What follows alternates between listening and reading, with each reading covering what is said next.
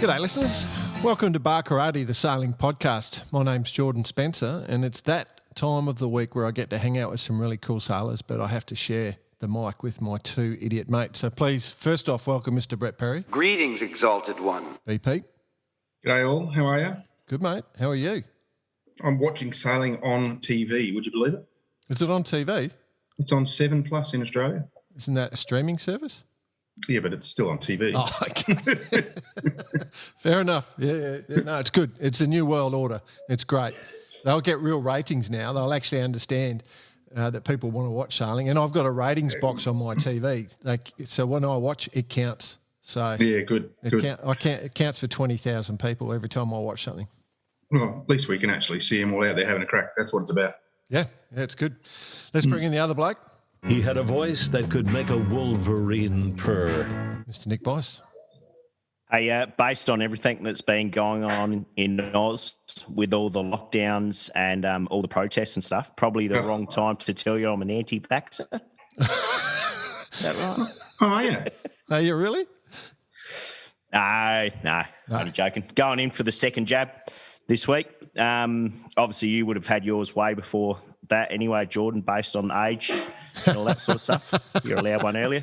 I'll get my second jab tomorrow, mate. Rumour has it you went in for the jab, but you got the wrong Pfizer one. They gave you the blue pill. You've been jackhammering all weekend. So you've been telling us.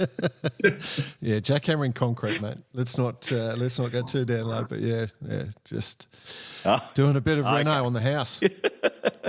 Stuck in Australia doing Reno. That's I tell you what, I'd much rather sail. It's a lot harder work doing all this physical labour. Far out.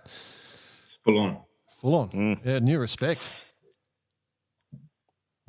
What, to the tradies? For tradies, absolutely. Yep. Bravo. Yep. Shall we rip into it? Get our special guest. We got a cracker this week. Well, speaking of trade, master of his trade. Go ahead. Yeah. Well, okay, so this week, team, we've had to scrape the bottom of the barrel. We've gone for a Kiwi. But if you had to go for a Kiwi, he's a good one.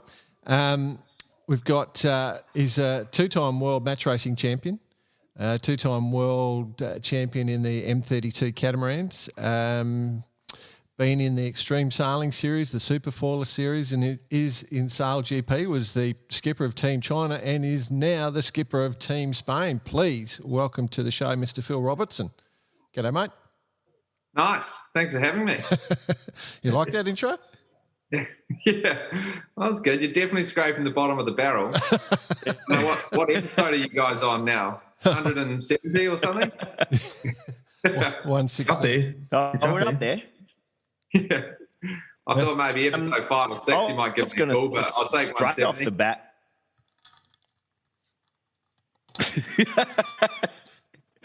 Fair enough. Hey, China, Oman, Spain, Zealand, anyone else? Did you get Russia? Russia's good. Yeah, you've had quite the run with different countries, and you've never been able to be the Kiwi. Is that sort of interesting, or do you have to go and get a new passport, or what? I've got all the passports now. One for each of them. Yeah. It's interesting, I guess. Yeah, I've never really. Well, I think all the teams I've represented have been. I don't think there's been a Kiwi team apart from SailGP now that's been represented, and purely down to money. I think so. Yeah, all the teams that sort of sailed for they've been able to afford it, and poor Kiwis couldn't get a team together. So yeah.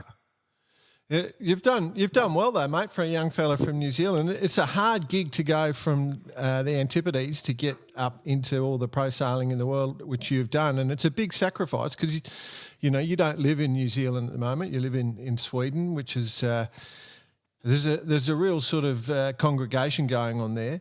Just tell us about your journey to this stage.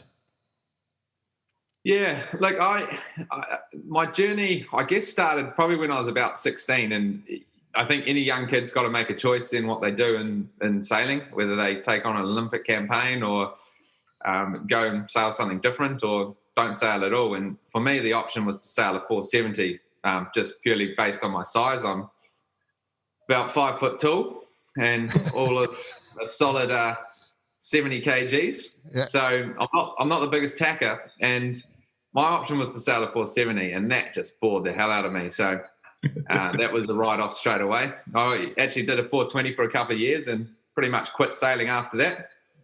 And so the future wasn't too bright there. So I decided to go and sail big boats and really enjoyed sailing with a team of people as well. And the Royal New Zealand Yacht Squadron had a really good youth training program. They still do down there, which was sailing Elliott 6s at the time. And yeah, took that on for 3 years and started match racing out of that, and got a group of mates together and we started a team, and we just shipped ourselves to Europe and said, if we're going to have a crack at it, we've got to move up there, and spent the best of 6 months every year for, I think, 6 years, doing match racing and whatever other sailing we could pick up in between. So, yeah, that's sort of the path I took, and evolved into extreme sailing series and super foilers. And, yeah, here we are now with SailGP. Fully committed. So was that done with some sponsorship, or was that done purely off your own back and just make it happen? You know, I think that I was thinking of it the other day. The first time we sort of moved up to Europe, I think I had about $5,000 in my pocket. I sold everything, sold my car, managed to scrape $5,000 together, and I lived sold the for Subaru. 6 months. Yeah. I lived for 6 months in Europe, and me and my mates were probably all about the same.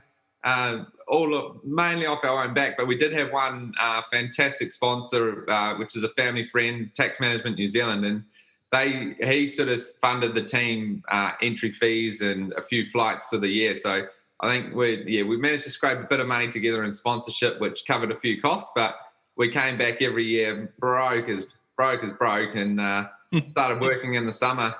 Yeah, jackhammering concrete and all sorts. So a few more grand together. No, good one. Yeah, right. So Speaking of money, though, 2016, you won $1 million. Sort of, yeah. Yeah. How'd that all work out? Yeah, that was good. That was a good payday. I don't think I made any money until that day in yachting, but no, that was good. That was, the World Match Racing Tour. So Håkan Svensson, Swedish guy, started the M32s onto the match racing tour. And, he put $1 million down for the final race. But what all the sailors did before the event was we all sat down and we said, guys, this is a little bit ridiculous because, one, sailing's never had that kind of money before, prize money, I guess.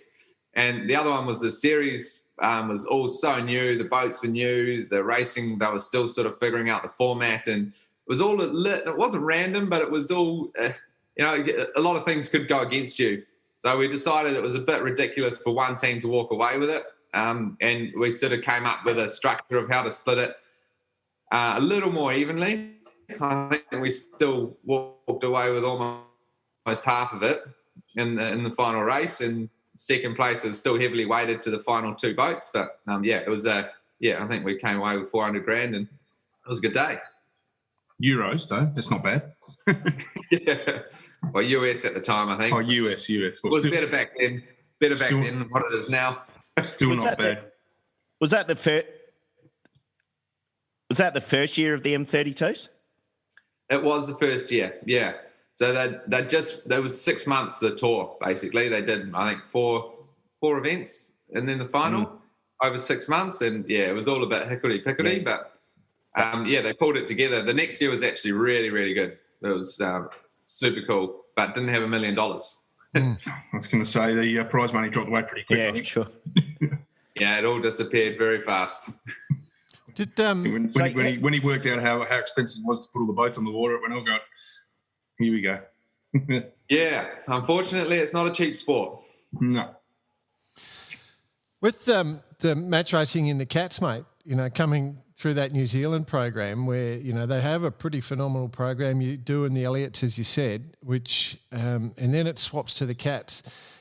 What do you reckon about match racing in cats? Did you like it or hate it? I really enjoyed it. again, for me, like I'm a bit of I wouldn't say an adrenaline junkie, but I love going fast and I love speed and things happening fast. And sailing keel boats, I think it's such a different experience. You're sailing at 6, 7, 10 knots, I guess, upwind or all around the course. But what I enjoyed with the keel boats is you can actually perfect everything. And I'm a little bit of a perfectionist, so I quite enjoyed the style of every set, every drop can be perfect, your roundings, everything's nice and smooth. And then you flip to the cat, everything's fast and you don't even come close to perfecting everything. So it's quite a big mental shift, I guess, in that sense, especially match racing where you can really perfect the whole game and you're striving to perfect it. So to then go into the cats, and it's a completely different game. It's fast, things are happening a lot faster, decisions have to be made a lot quicker.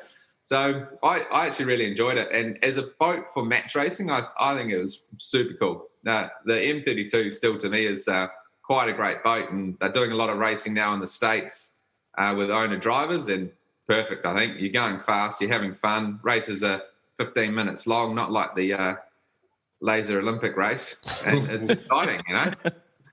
Hang on, it's still on. So what gave you We'll still be going for a long time. Yeah. What gave you your leg up in that first year? Just you always wanted to go fast, and everyone jumped in at the same level.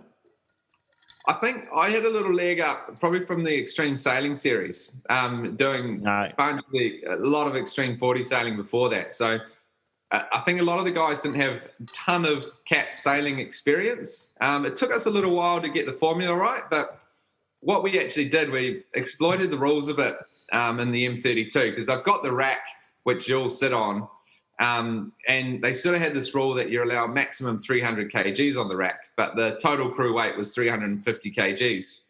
And again, I just had a group of mates. We had zero money. I think I paid for a bit of their food and accommodation, but everyone flew themselves to the events, and that was it. But everything that year was off our own back. So I just had some mates sailing together. You couldn't really, and guys that would pay their own way. So we actually found quite a good team with Little Whizzer, James Wazbowski, Stu Dodson and Will Tiller.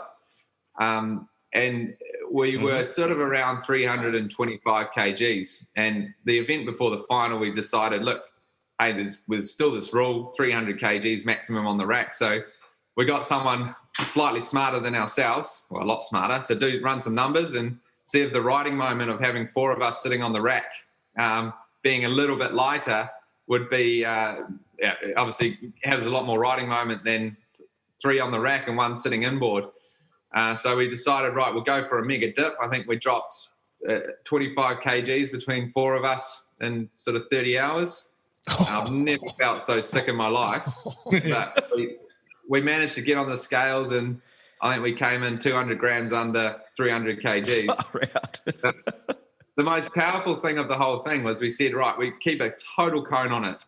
Absolutely. We don't tell anyone, nothing. We keep a cone on it. And then race 1, it's sort of, they did a fleet racing series. We'll come out and we'll be 4 of us sitting on the rack. So we came off the line, 4 of us, and there's a couple of boats blowing up. We sort of had to cue the umpires, and we said to them before, look, guys, we've just so you know, so you don't penalise us stupidly. We have weight in under 300 kgs. We can be 4 on the rack. And the other powerful thing about it is we said, right, when anyone asks about it, we just say it's so fast. We're so quick. We're so much more riding moment. We've done the maths. It's 10% better. And I don't know, on paper it was maybe 5% better.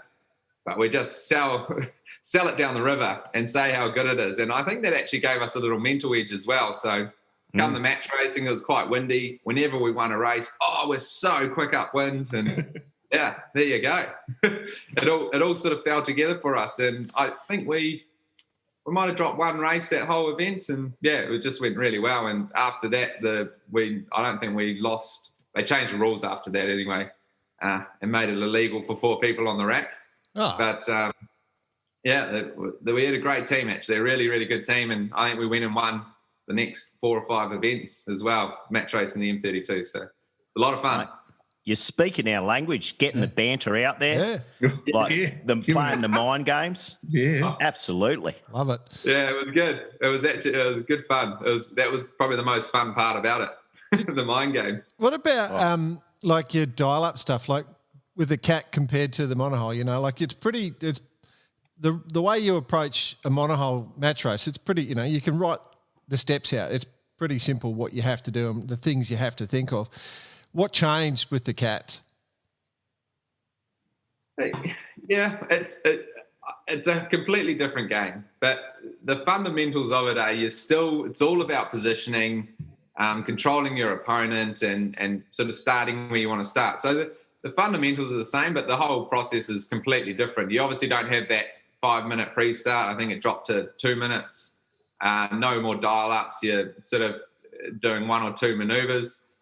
We started to get a lot trickier near the end with the cats. You're doing a lot of quick, short tacks, double tacks, and just trying to pin people. And we actually got to a stage where we could slide the boat sideways quite aggressively as well, by pushing mains out and backing Jenicas, and it was all a bit weird and pulling your boards up. So the game was developing and we're trying to stay ahead of it, but it sort of all fell through in the end and stopped, which is a bit of a shame because it was fun. But I actually went back and I did a match racing event 3 weeks ago in Far East 28s, and I decided I really dislike it. Yeah. Well, one reason is I think when you get to a certain level, you know where you can be, and then you're absolutely useless. I'm sure you guys all know from your younger years of yachting how good you used to be and how good you are now. But now the slow match racing, you have so much time to think about things. Yeah, right. So much time to ponder how stupid your decision was and get frustrated at yourself. So it was brutal. With your approach to sailing, do you consider yourself like really calm, or do you get hot-headed at all? It depends who you ask. Ask my crew that question, not me.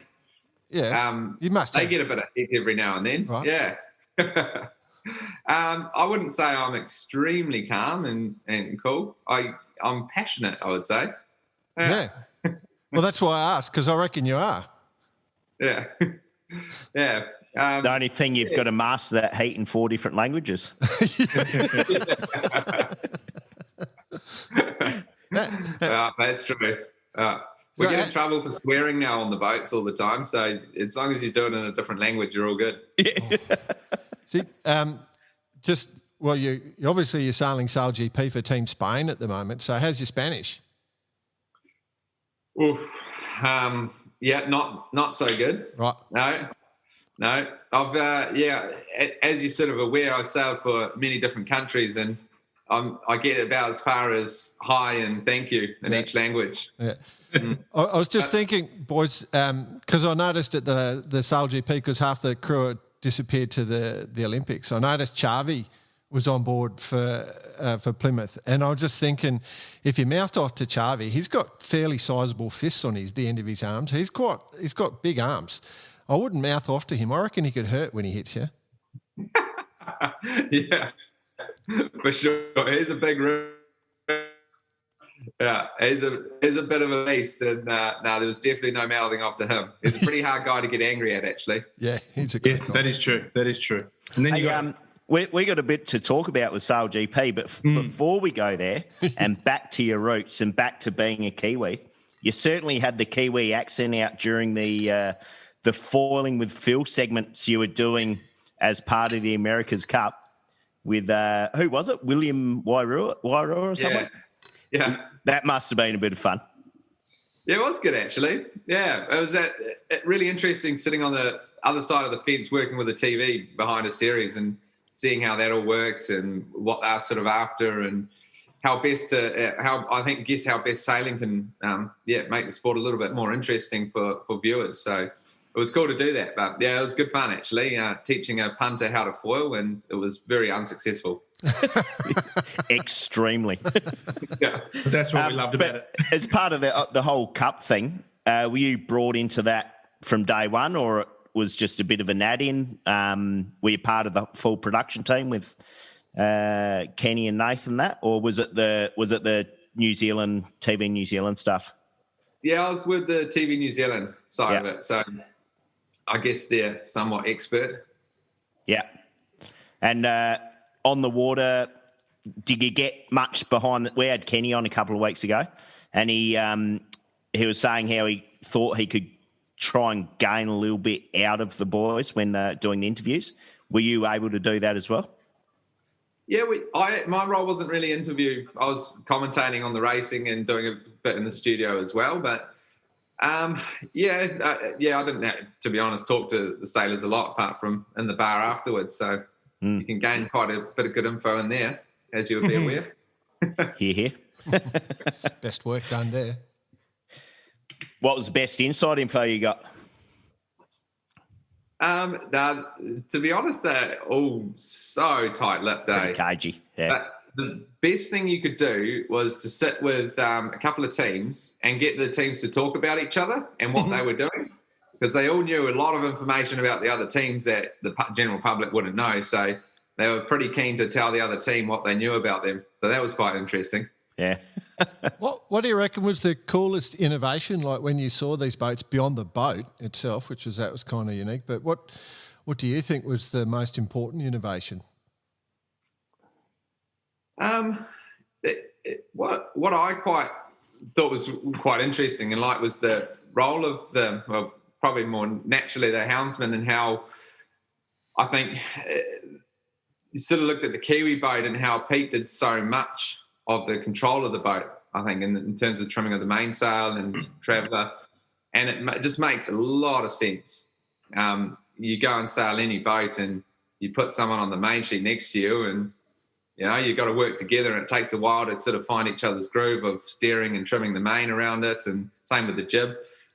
So I thought that was very, very, very cool to have a boat that size, and literally you can have everything at the hands and feet of the helmsman, and you can almost sail it by yourself. And it's the same with the F50 as well. I think all the helmsmen would love to have more control back there, have some jib controls, all sorts you could keep throwing back there, because it just gets a bit annoying. You sort of see something and you've got to tell someone to trim it, or they've got to, there's so much delay. So the more you can throw back onto helmsman, I think it's quite cool.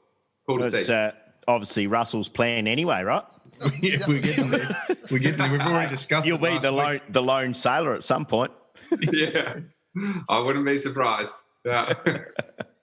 Yep, I think that's where it's going. Yeah. Shall we ask a SailGP question? Okay, I'll go. Right. Speaking of Russell, did Russell say to you, Phil, I want you to be number one aggressor in this fleet? Nah, he's probably said the opposite, actually. He keeps giving me a tune-up. Ah. Yeah, which is interesting. Wow. I think it makes good TV, It's interesting to watch. We're all going to be sheep soon, just following each other around the racetrack. Oh, here we go. The band started up. Hey, I 100% agree. What's your favourite band? Is it Black Flag? They're up there, yeah.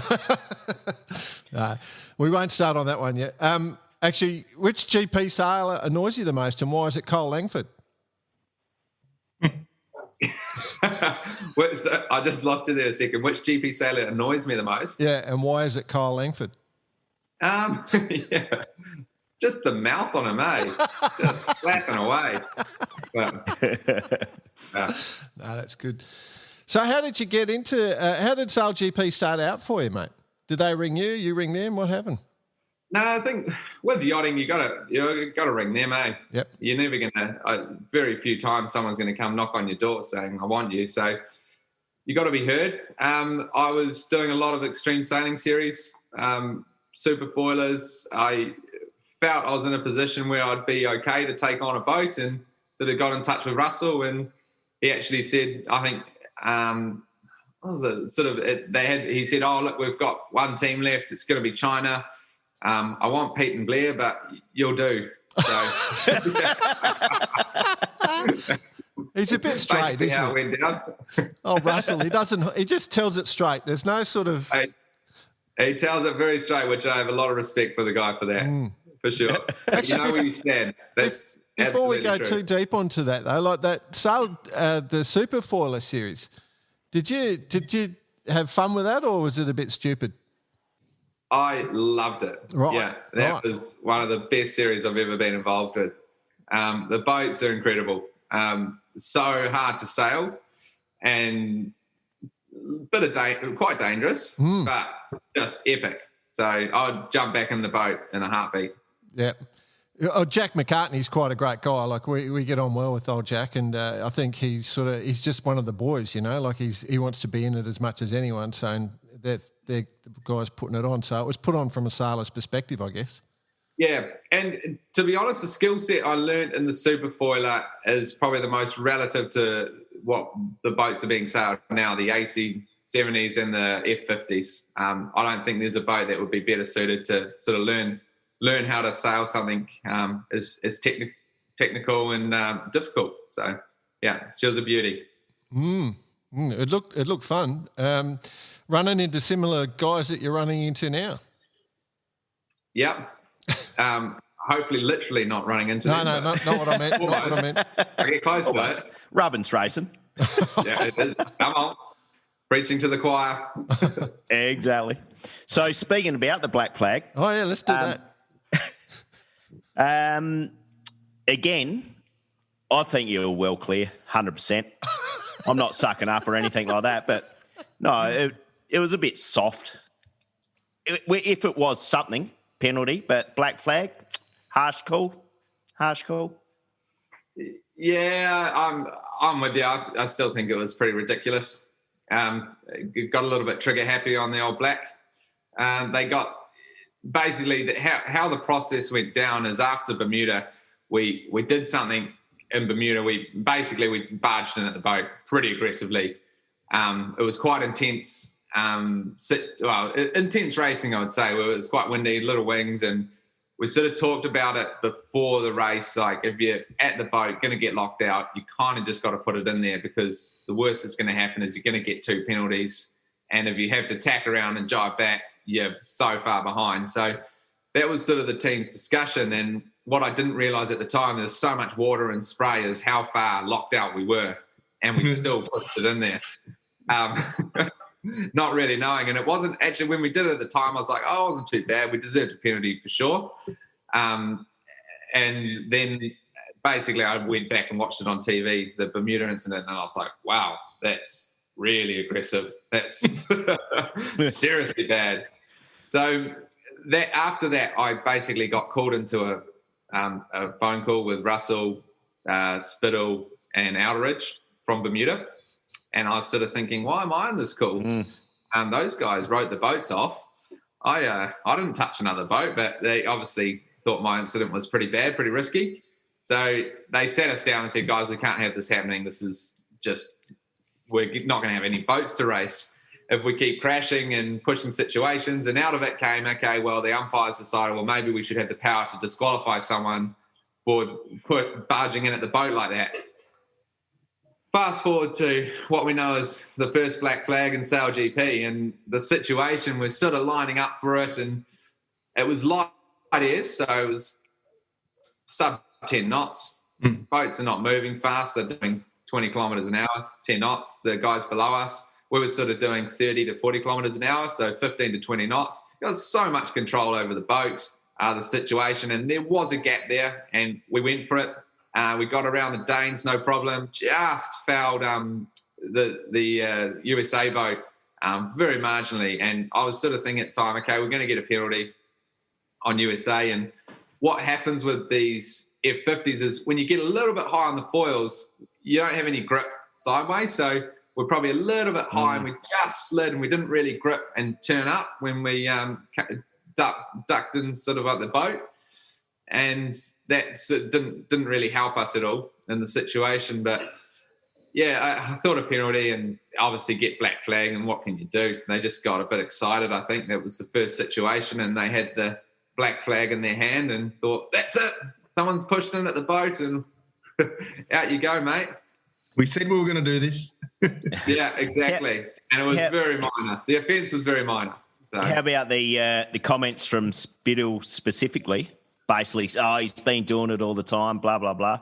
Was that banter or Spittle trying to put the knife in a bit? I think we all know Spittle, and that was definitely the knife coming out. Yeah. Good on him. Yeah, cool. Well, look, I think it's necessary. I think that the whole banter side of things, we've been on it for ages. It definitely creates that interest. The spectator interest is growing in the event hugely, and things like this. Okay, it's there's words have been said, and certain things have been done about it, but I still think it's what people watch it for. That's how it is. Exactly. Yeah. Again, it's entertainment. Like I was sitting here this morning watching a laser race, and I've got to be honest, I was bored as hell. Watching boats do 5 knots upwind for 40 minutes. Hey, can I tell you something? So are they. Yeah. Don't get me wrong. You put yourself in that boat and you love it. It's exciting. It's tactical. It's very, but it's got.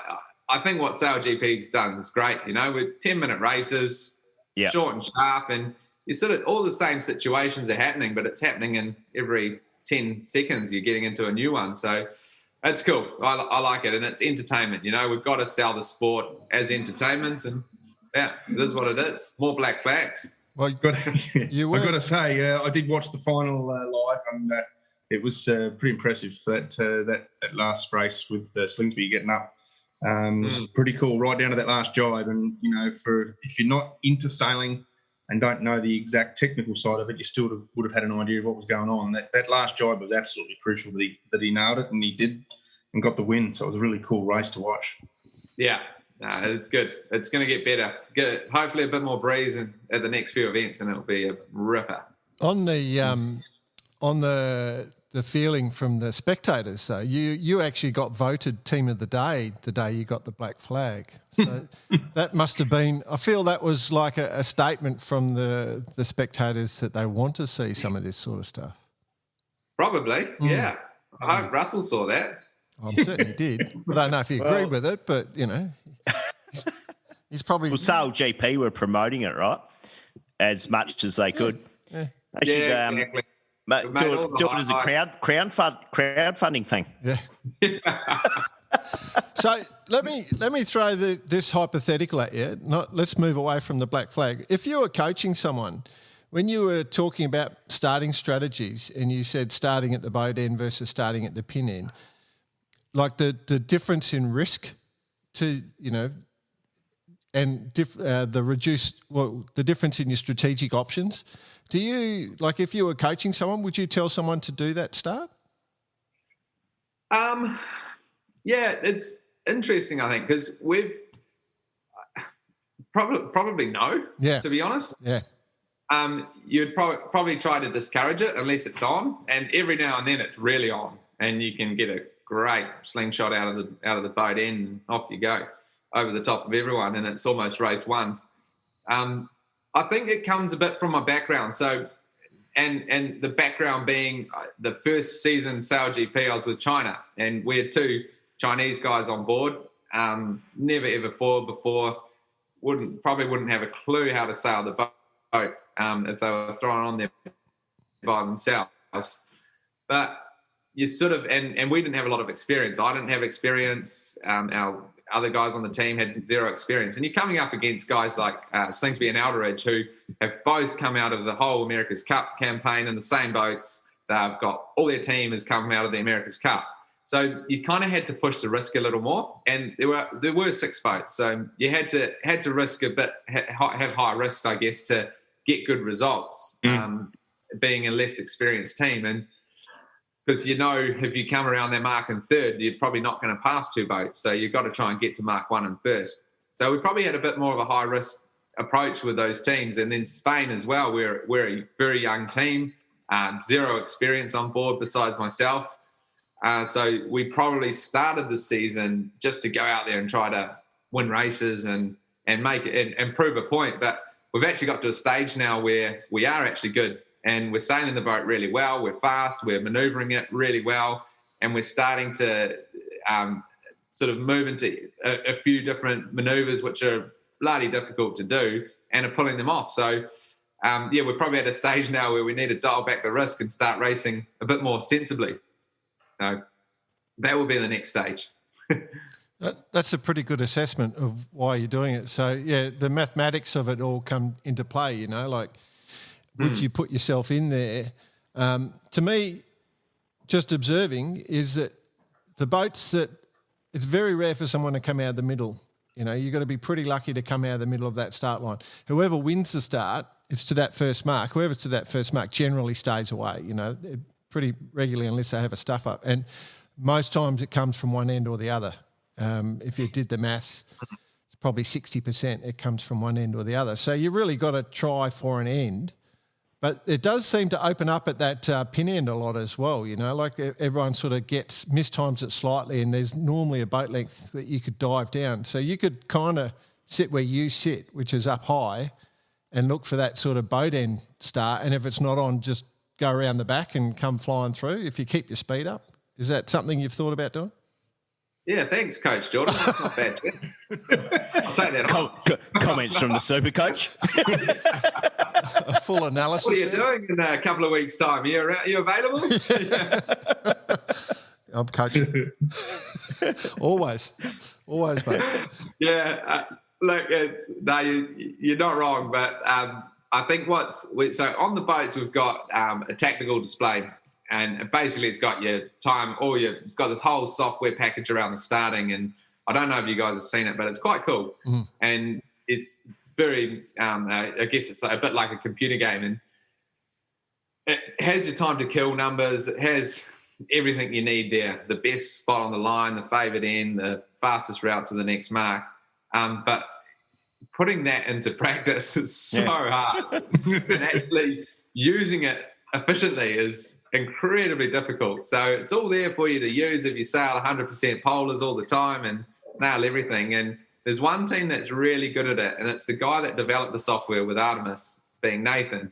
And you watch his starts, and he can come out of the middle of the line because he can be full speed hitting the line, and he does a really good job of it. So we try to watch him a bit and see, but you just need time using it, practicing it, and then you'll get good at it. But the teams are getting a lot better. They're getting a lot better at starting at speed as well, and around the courses also. So the series is getting close. I think it's going to be quite a tight little battle. Must be a rush of a boat to sail on it. It's insane. They are so cool. Yeah. It's a bit of a shame because you get a bit spoiled and everything else doesn't compare.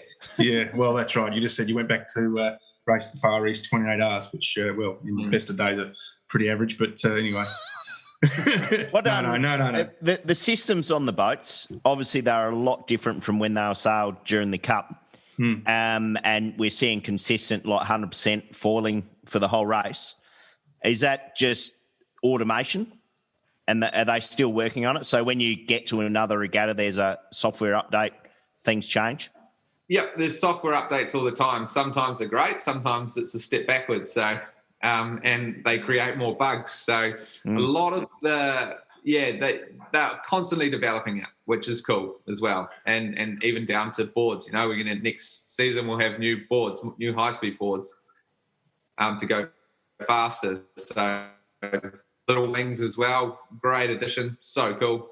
But there's software updates all the time, and mainly just around all the systems and board dropping and all sorts. But super efficient boats to sail, quite easy, and as you say, way different to what they were in the Cup.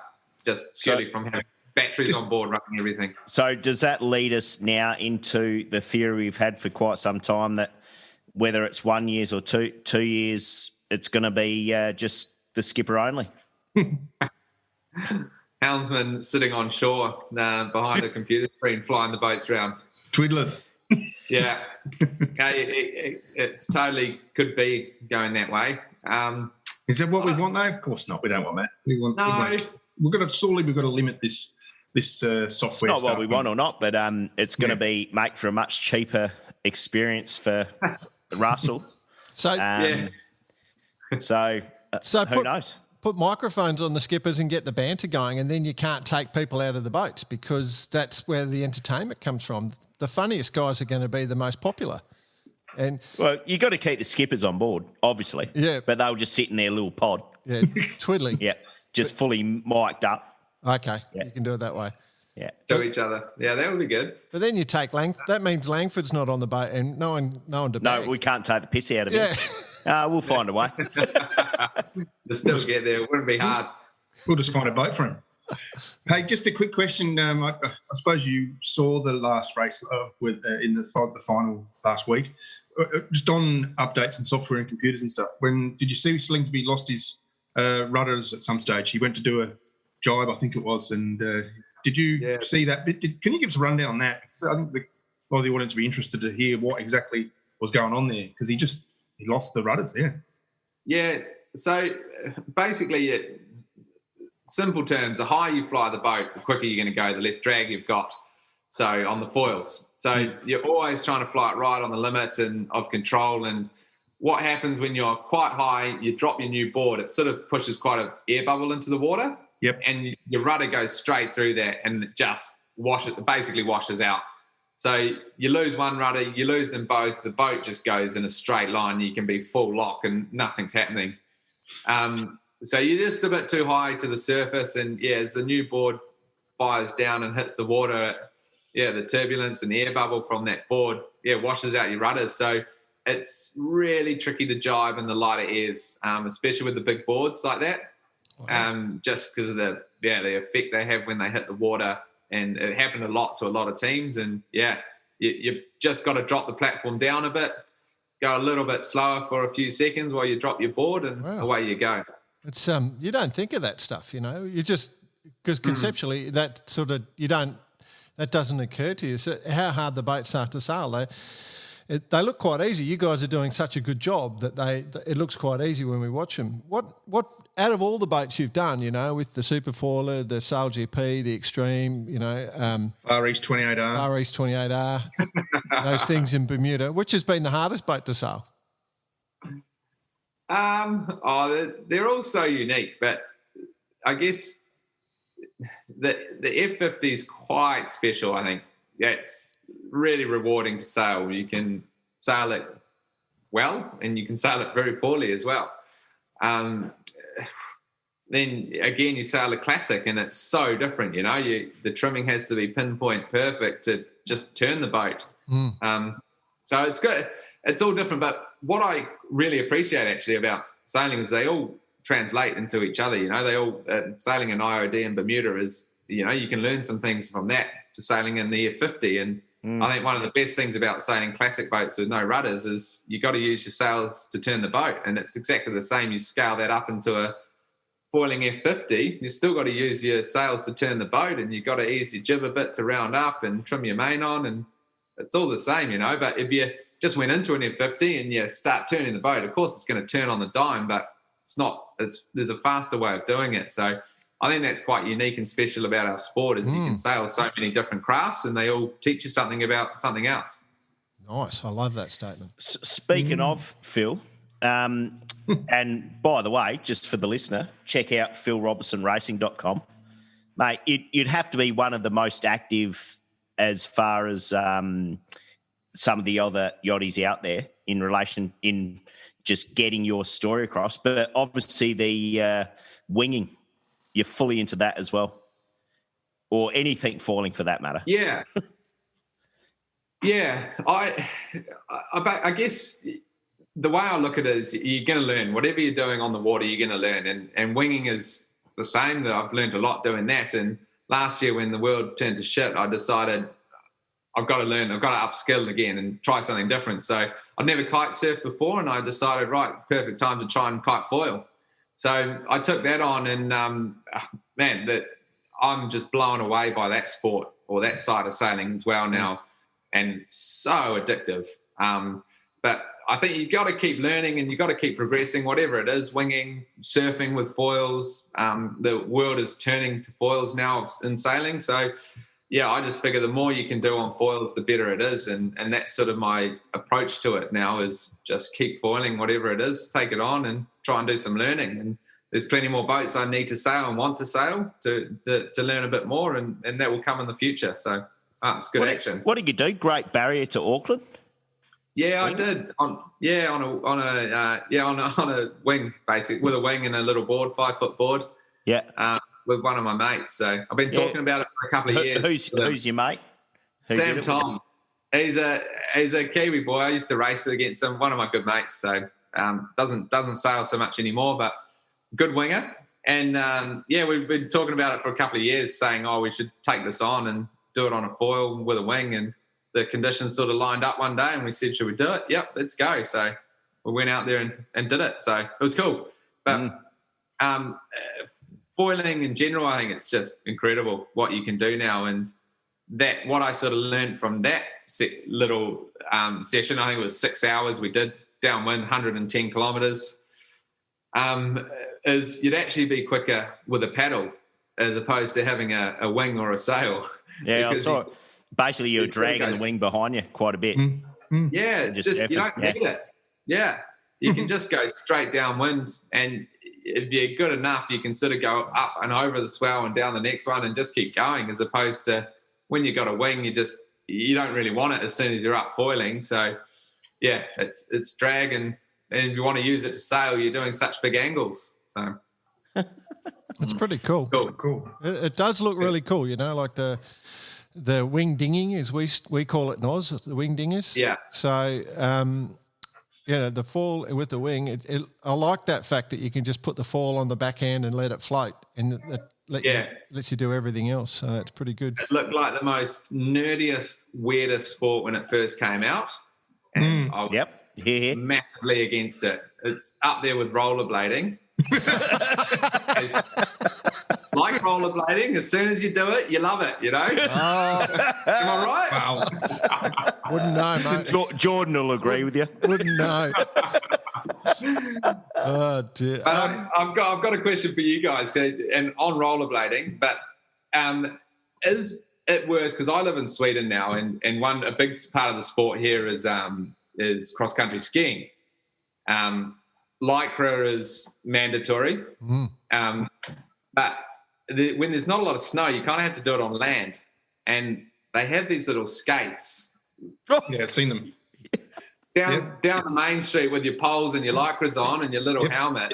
Is that worse than rollerblading? I actually would go that's cooler than rollerblading. I reckon because you get. I'm opposite. At least rollerblading, you can probably run some daggy jeans and do a few flips and stuff. Whereas you have to have the old straight liners, I like to call them. Yeah, they're lycra. I must admit, I've been known to wear a bit of lycra in my time, but it's pretty dorky for sure. In summertime on the road. They do get serious lung capacity. Those guys are super fit, so I'm not going to bag any of them. They're elite fitness, super elite fitness. Does that allow you to wear lycra, does it? Yes, that's affirmative. Yeah, okay.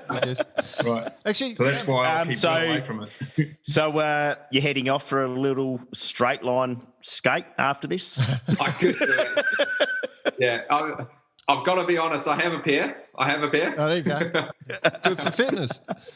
But slightly unused because I just find them so dangerous. Yep. I'm not very good at cross-country skiing at the best of times, like any Australian or Kiwi. But then you do that on the road and the consequences are a lot higher with the concrete below you as opposed to snow. So I haven't been brave enough yet.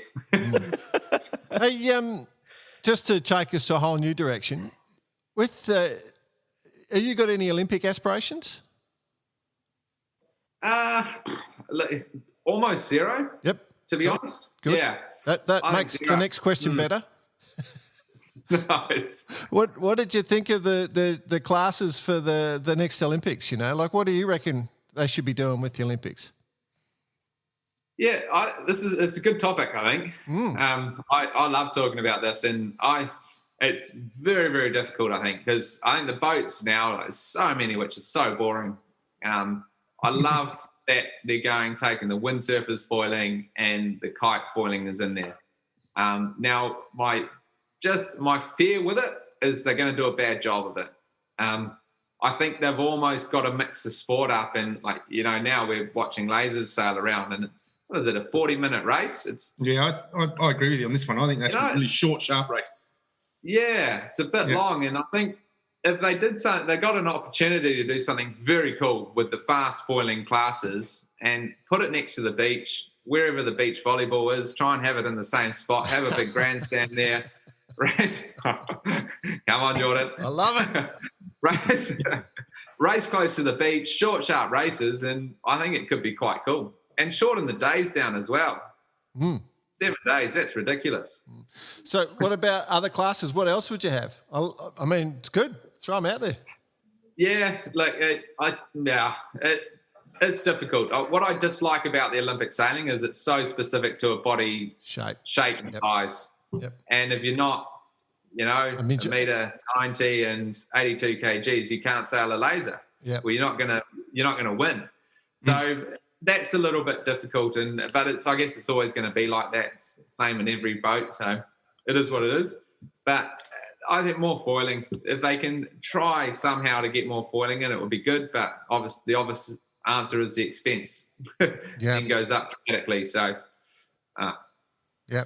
Well, the wonders on the Wasp, I guess, but that's you got to be small to sail a Wasp as well. Like they're not working for people that have got any sort of weight in them.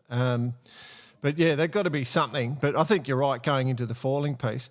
So if we look at the current Olympics, have you got any tips on who you think's going well, or who you reckon are the gold medal favourites? Ooh. Nah, I don't. No. Good. To be really boring. I think it'll be good, actually. I'm really intrigued. I'm going to watch all of it and, follow it very closely, because I think there's, in most classes, there's probably 5 guys and girls which are, have super high chances of winning the gold. So it's going to be cool. It'll be fun to watch. I've got a theory across all sports at the moment, just for a general topic to throw out there. With COVID, right, there's been a massive sort of impact on the way people prepare. I reckon a few people's drug regimes have gone out the door, the cheats, because they've been they've been stuck at home, so they're easier to track down for the drug testers. So I reckon we're going to see some more variety in the results. Variety? I reckon that's what's going to happen. Yeah, you reckon a clean Olympics? Well, I'm not sure it's going to be clean, but we're going to see smaller nations have a little bit of a pop-up. I reckon we might see a few more random results. I'm not talking sailing. I'm just talking. It's already started. Yeah. Tunisia won the 400 meter individual medley today. Tunisia beat Australia. Really? Oh, in swimming. That's good. Yep. That's cool. There you go. I disagree. Yeah. I think it's the opposite. I think because of what's gone on with COVID, none of the drug testing people can travel. So they're only allowed 2.5 k's from their house. Oh. So maybe there's been no drug testing the last year and a half. So I got it completely ass backwards, but that's good though. I love that. It's a good thought. I mean, we're all, we all come from Southern Hemisphere. We're in active nations where it's easy for us to get out and do any sport. So we love the Olympics. I don't know. You're the same. You said you're going to watch everything. We're all going to watch everything. It's great fun for us. So yeah, I'm glad it's got away. We were pretty sceptical it was going to get away. What about from the COVID perspective with SailGP? Like, how tough is it for you guys? Yeah, it's super different. So our protocols are you basically have to be tested before you fly out, and it doesn't matter what the country regulations are. As soon as we land, we go take another test and we sit in our hotel room for 24 hours until you get back a negative result. And then we get tested on day 4 and 8, 4, 8 and 12, I think, inside SailGP. And we stay completely in our bubble. So our team is our bubble. And you can't see anyone else, talk to anyone else. When sort of the shared service team comes into the tent, we do our best to keep as much distance from them. Anyone sort of gets COVID, it's happened a little bit. A few people have got COVID in the technical team. I think it was the electronics department. That guy leaves, he's out. Sayonara. But that team then becomes completely isolated, and whenever they go to work on someone's boat, everyone leaves and lets them work and come back. So it's masks everywhere. sign in, sign out. Yeah, it's full on, but good. It's the only way we can operate, really. Are you all Absolutely. vaccinated? No, I'd say a lot of them are. I'm not vaccinated yet. I'll take my first one on Monday, but yeah, and to them, and it doesn't really matter. Just whether be you careful are or if they aren't. give you the blue pill, mate. Just be careful. Just watch that. Jack Cameron all weekend.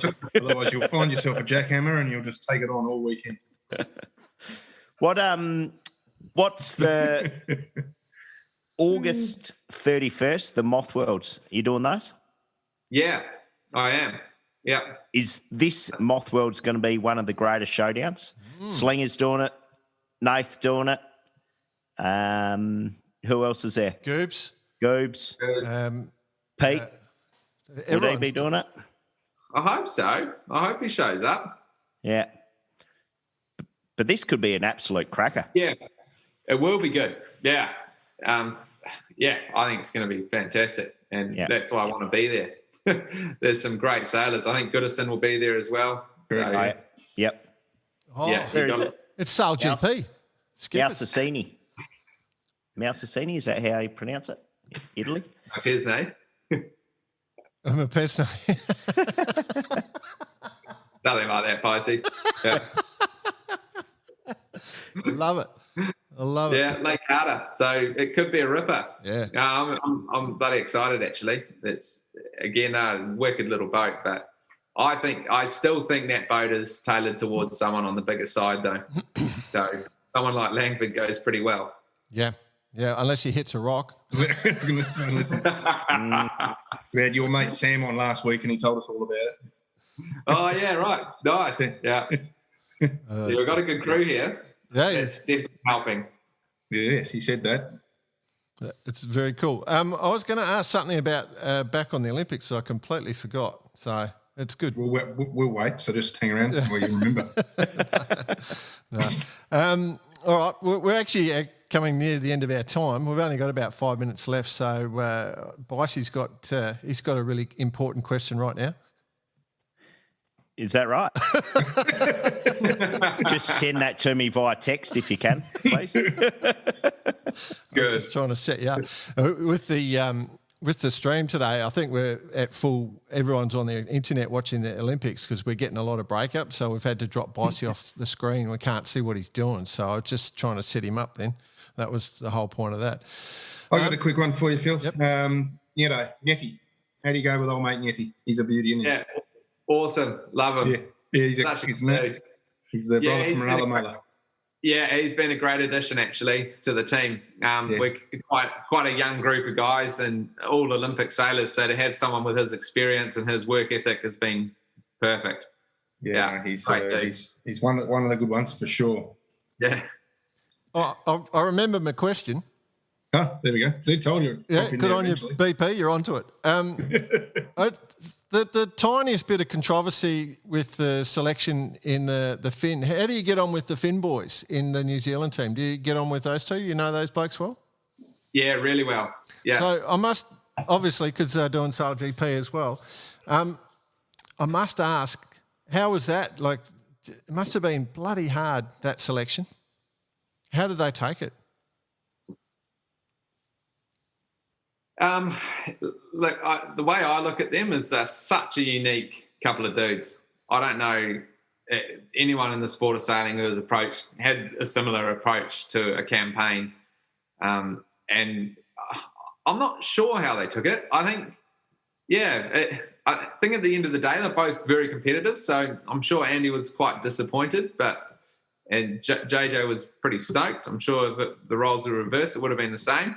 But look, they're just so dedicated to one of them winning the gold. And it's so unique. Really cool story. Yeah, it's super cool. And they're best mates. And like, what can you do? I guess they decided this is the best way forward. So let's stay mates and let's work together. It's pretty cool. I feel for strong. Andy a lot though, because he sort of dipped out in a real tight decision last time around to Sam, I think, in the lasers, and then he's gone up to the Finns, and it's the last dig, it's the last chance for the Finn, and I feel for him. He's never going to have his shot. Yeah, I was. Well, I guess it was a full 50-50 on who could have gone, and I think both of them will do as good a job as the other.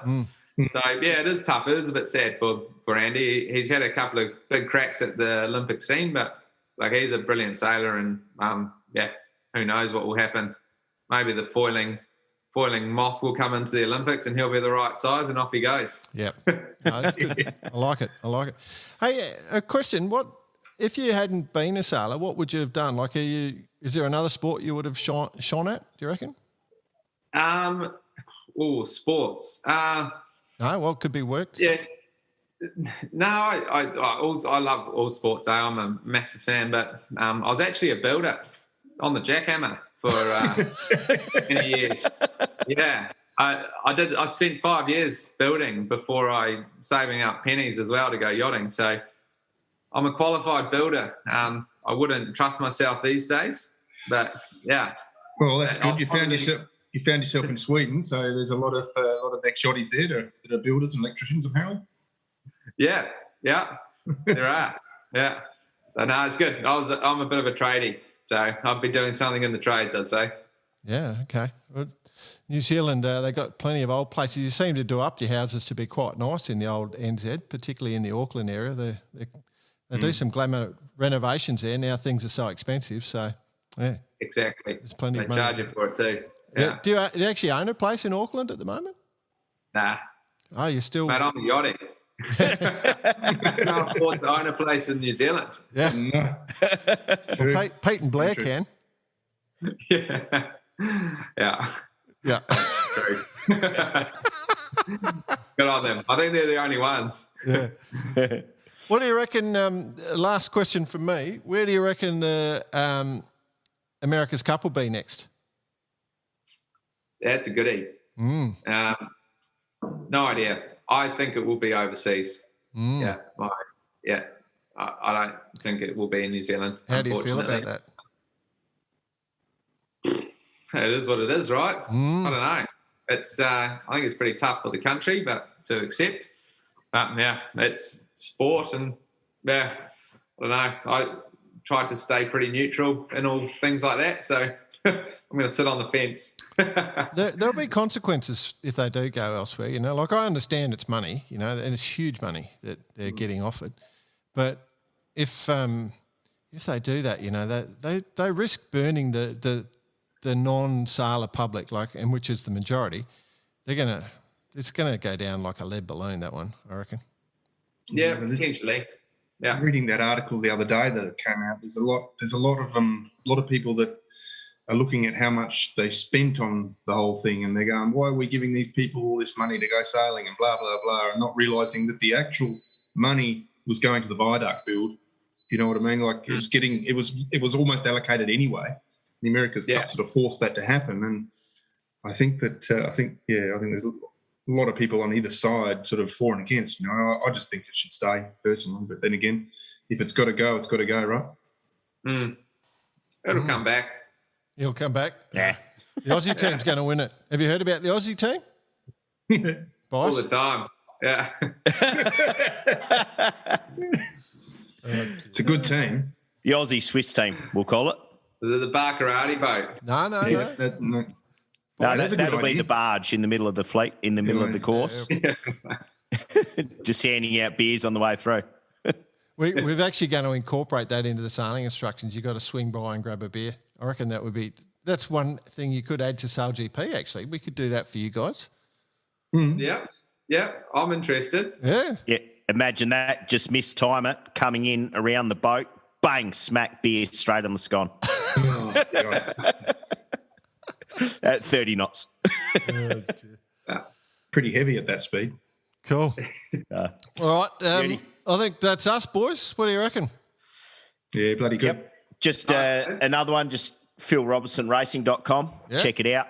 It's really cool. Some cool stuff there, Phil. Good Now stuff. I'm going to have to go and update it. Yep. Yeah, I was going to say, it's been a while. No, you need to do your blog from Plymouth. But Yeah, very sorry. It's almost done. Put the boot back in the Spittle and Slingsby and just get the banter going. Yeah. Keep it the going. banter alive. Keep it going. I've written it about 4 times and had to delete it. What do you do? It's like a late night email.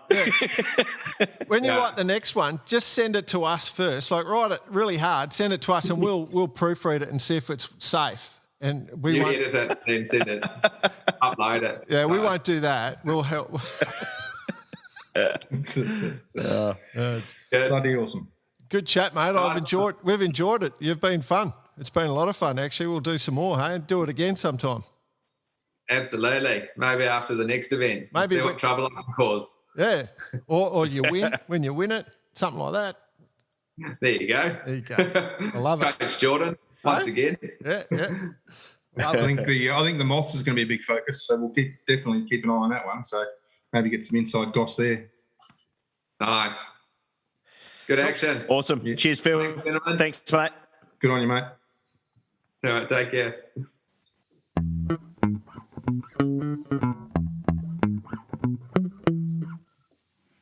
I think we found him. What's that? The bar karate flag bearer. He's good, isn't he? Loves the banter. He loves it. Loves sticking it in there. Loves having a good time. Good chat. Bloody good chat. Great chat. Yeah. Yeah. And a bloke who, and I spoke about it, his website, but he's active there. He's putting stuff out there. He's showing people what he's doing. It's and he's promoting his art for that matter. So, no, bloody good. We'll keep an eye on Phil and his exploits in the not only this year, which is SailGP. Moth Worlds will be super interesting. Yep. But yeah, we were good mate of the show. Yep. Loved it. Hey, you know, he was mentioned that software for the starting with all the burn time and all that, and how Outreach helped develop that. I was speaking to Nath during the week, and he's told me that they're actually developing an extension to it just for Phil as to whether he's going to have room at the boat end or not. How much room? Phil will be stoked to hear that. Green, yellow, yellow. Red. Ah, shit. Black. Well, the good part is all the other boats will have it as well. You see, so they'll be able to keep it full on. No, they're doing it especially for Phil. He has his own. Beauty. Hey, we've got a unique situation now, boys. You know, normally we touch on Secret Pro and Listener of the Week, but we've actually got a combined Secret Pro Listener of the Week. Ice, what have you got? Well, Mighty Mick from Portland Yacht Club, Mick Doherty, Commodore Mick. He a fan of the show, been listening for a long time. He's actually suggested, and I don't disagree with him, we're actually shit ass on the Secret Pro because we're too much of a soft cock to mention all the shit that we know what's going on. So Mick says, why don't you just bin it, basically, and just go for give it what does he call it? The local club segment. The local on what club they segment. have coming up, or chat about, you know, different great races that are coming on or different events that are coming up, and give the those events a bit of airtime, basically. The local club segment. So that can be anywhere in the world. Anywhere in the world. Yeah. So that's almost a bit of a taking his concept, but just tweaking it a little bit. But basically inviting listeners to send in their particular regatta, their local race, whatever it might be. He also wanted us to mention or have a chat about some of the great races or events around the globe, like bring them up as a discussion topic so people could decide whether it's something they want to do. Yeah. I reckon that's a good one. What would you like to do, Jordan? Transpac. Speaking of which. You knew where that was going, didn't you? I think we're all going to do the Transpac at some stage again. Yeah. All right, well, let's roll into it. Transpac. Well, no. Oh. We haven't finished there. We haven't awarded the Listener of the Week. Oh, okay. Because it's a special combo this week. Well, I think Mick, he does get the Listener of the Week for such a good suggestion. And he actually put out there a pretty good one as far as a bit of banter on the race course, which was, hey, I think there's something on your rudder. So they slide to the back of the boat, have a look, nothing there. Love it. Just a nice bit of banter. Yep. But just this morning, I'm not sure if you guys saw it, but I put it on Facebook. Our mate, John Schaefer. Oh, God. Dave. What's he He's on? obviously had a few White Claws. And he's been listening to My Sharona on his boat, which sports the Bar-Karate asymmetrical. And he's put the words Bar Karate to it. So special mention again. What time did you get that message this morning? So that was when I looked at it, I think it would have been about 1:39 a.m. US time, East Coast. Yeah. No, He's well into it. I got it at 3 a.m. Australian time. My phone just starts pinging and my wife is not happy. But I think BP's right. He was well into something, that's for sure. No. Bloody good on you, John. Yep. Love it. All right. Cool. Mick, just going back, still owe you a carton of Bar Karate Sailors Lager. I actually drove to Portland I was going to deliver him one on the way to pick up a boat with Carl and Howard, and I actually forgot the booze. So my mistake. When the borders open up, mate, you'll be over here. No dramas. Coming your way. Very good. Cool. All right, now Transpac. Yeah. Great segue. I know. Great race. The Great Race Pyewack at 70 has got up in the final throws. Got the barn door at 5 days, 17 hours, basically. Which is the record was 5 days, 2 hours. Key pretty much from them was just an awesome race, but they decided at one point in time to not follow the shifts because they weren't actually going to get the record and try and do the longest 24-hour run, and got 506 miles, average of 21 knots, I think. So hammer down. But 5 days, 17 hours versus 5 day, 2 hours, 100-footer versus 70-footer. It's That's not bad, hard going. Yeah, it's not bad. That is hard going. Yeah, I'd love to. I've got to be honest, boys. I would love to see one of the Modern Mockers do that race. Yeah. Here. What do you reckon? 4 days, something? All right. Well, it's designed for that. Yeah, it's like the most perfect race for them. Oh, No question. Yeah. unless it runs, sometime it can get a bit square, like they run a bit. The wind comes around behind too much, and then for the Mockers, that's not great. But it would be a perfect race for them.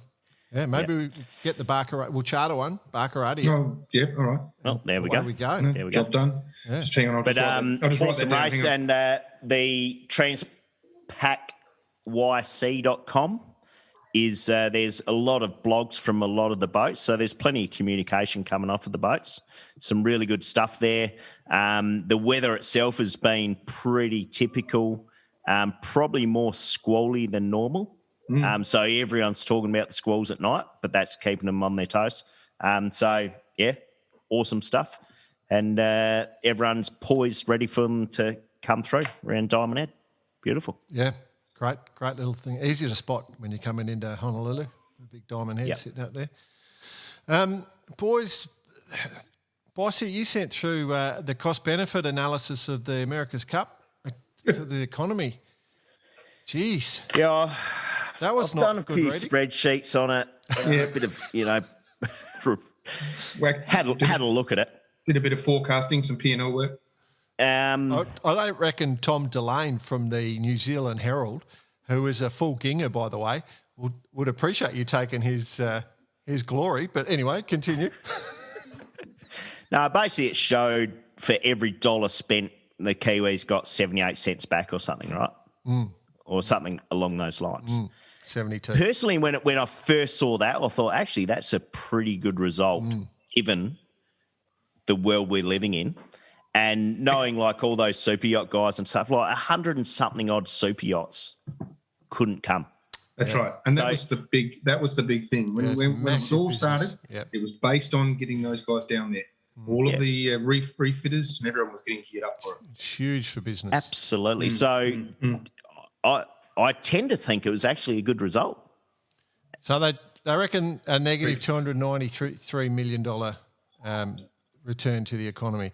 But I think it's the COVID to blame. And, knowing just how much money gets spent in those, super yachts getting serviced and refitted, and then the money they spend on tourism and all the different things that leads to.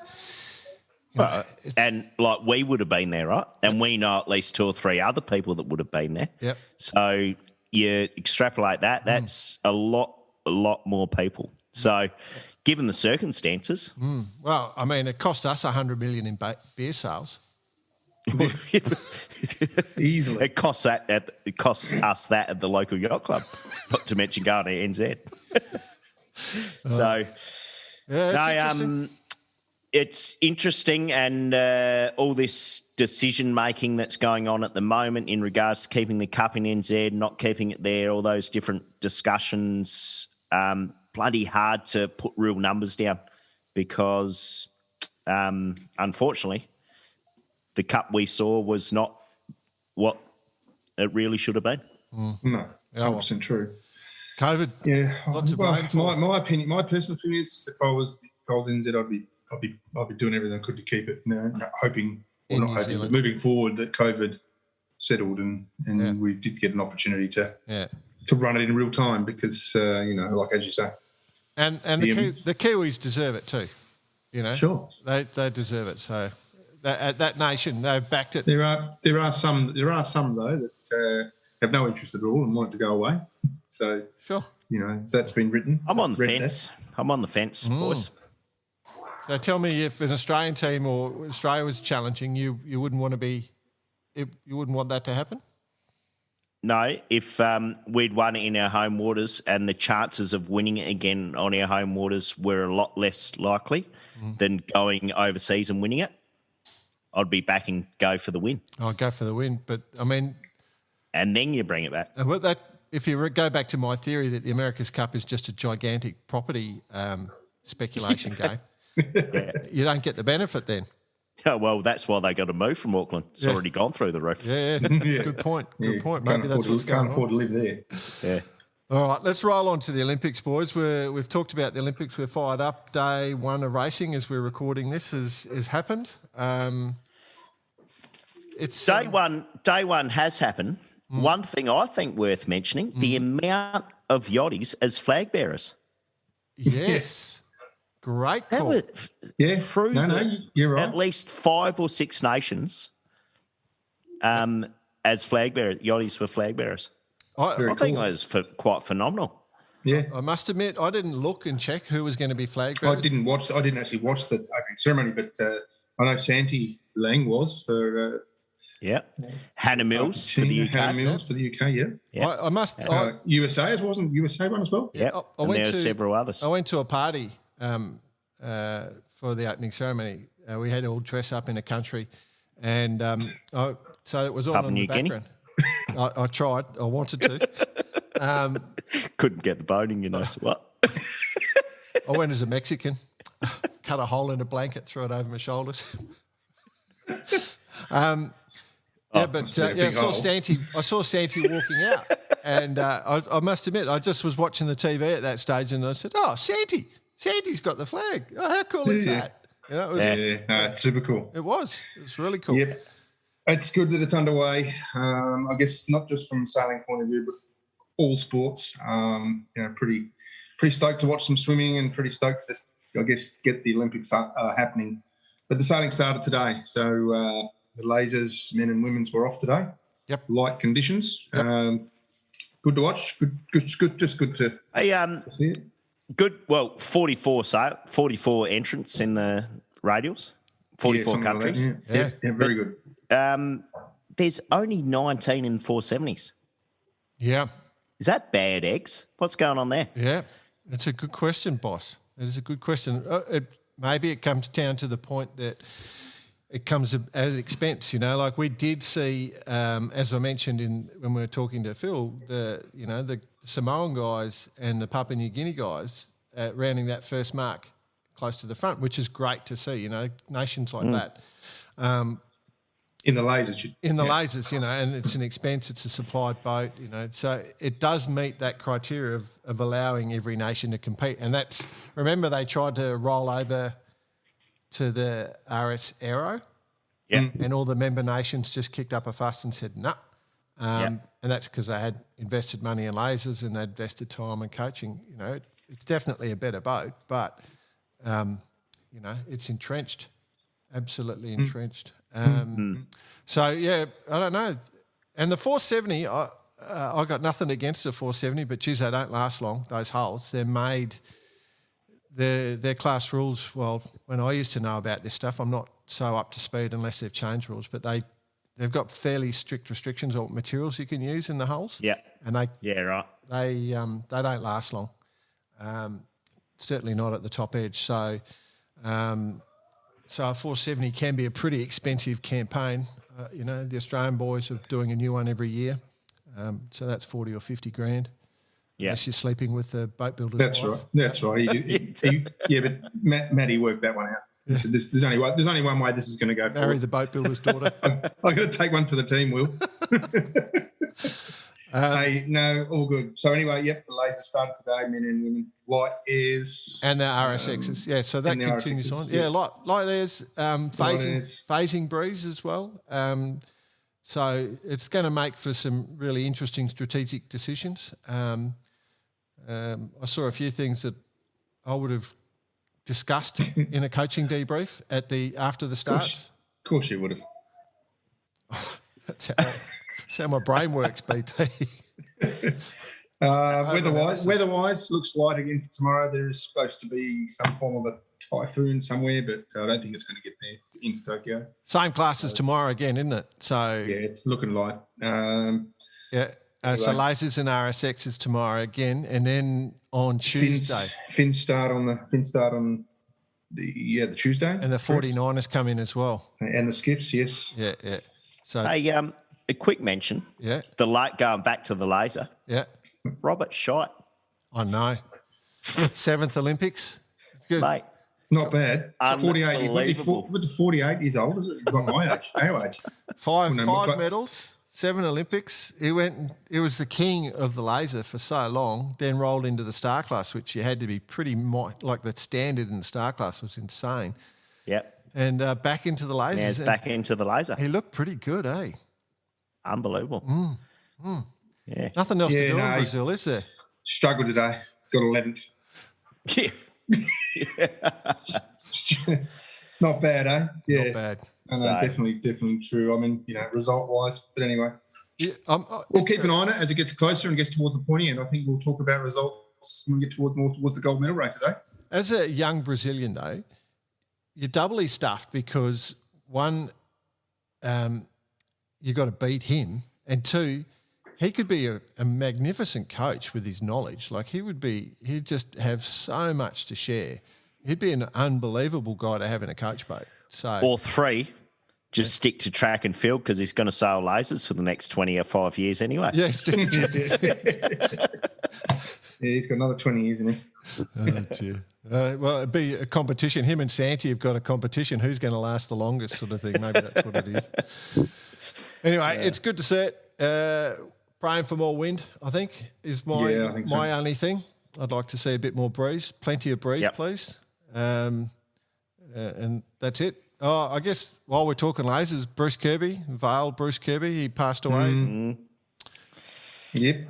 Would there ever be a designer that has ever been the lead designer on a more successful class or amount of boats? Who designed the Opti? Well, don't know. But how many? Well, what are we at? 200,000? No, more than that. How many lasers? Yeah, 2 million. About 220,000. Yeah. Not to mention that, but reading through all his stuff, quite significant in the 14s as well. Mm-hmm. Did some big boats. Mm-hmm. Absolute legend. Mm-hmm. Yeah. Did some sort of funky, sort of weird little boats that people obscure sort of boats as well. He didn't mind designing things. I think he did America's Cup a little bit. Yep, a little bit there. Had a little dabble. So, as you say. Quite the legend. And then he saw all, like in his final years, saw the big blow up. Obviously, there was a lot of stress in that class, but the Ilkers now. Do we call them lasers or do we call them Ilkers or what do we? Ilkers. Well, don't know. Maybe now these past, maybe they'll just call them the Kirbies. The Curbs. Yeah. Curbs. The Kirbies. Watch out for the Curbs. Yeah. Dear. All right. All good. So we'll keep an eye on all that and keep you posted, eh? Yeah, looking forward to it. Oh, actually, while we're talking about that, we should pump it up. It's locked in, isn't it? We're gonna, before the gold medal races, we've got the gold medal special show. Is that right? Yep. Is that locked in? So before each gold medal race?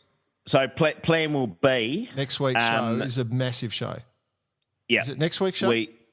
Well, Saturday, ideally, we would record, but we'll post it straight away.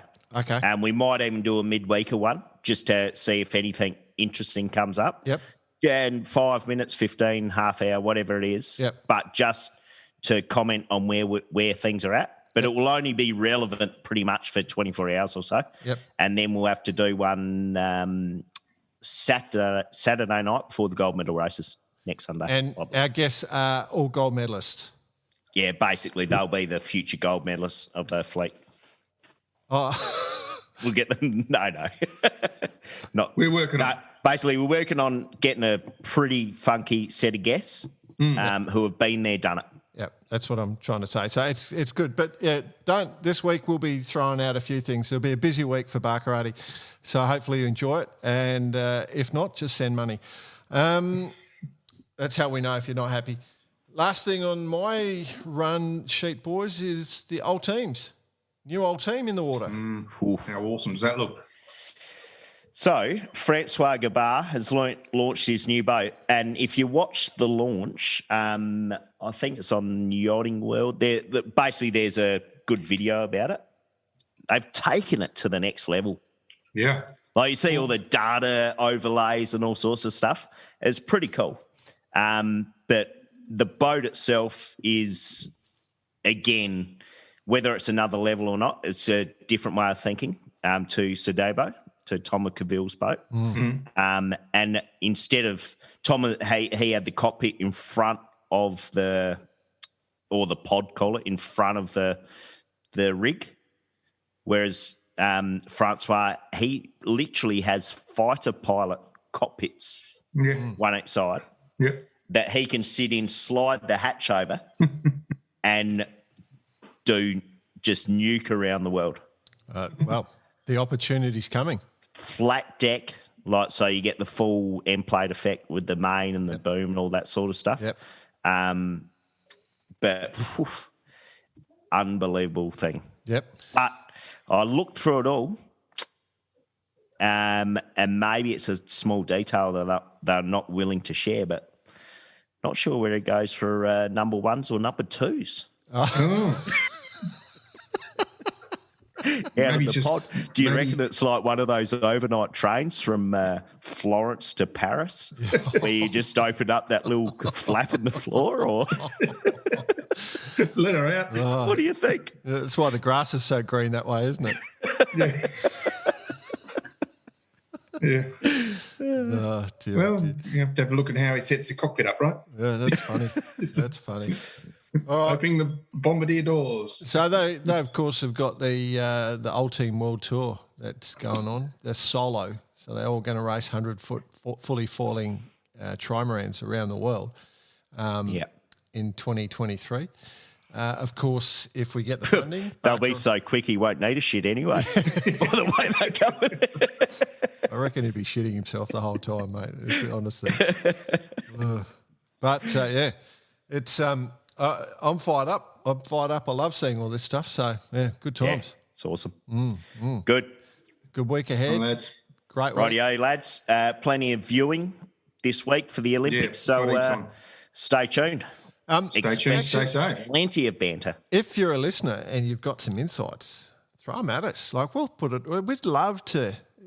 We'll take as much as you want to throw at us. But if you've got some insights, or you've got some secrets or something like that, let us know because let's just make everyone enjoy it. So if you've anything with a bit of banter in, or a bit of insight, or a bit of cheering, who you think's going to win, don't be shy.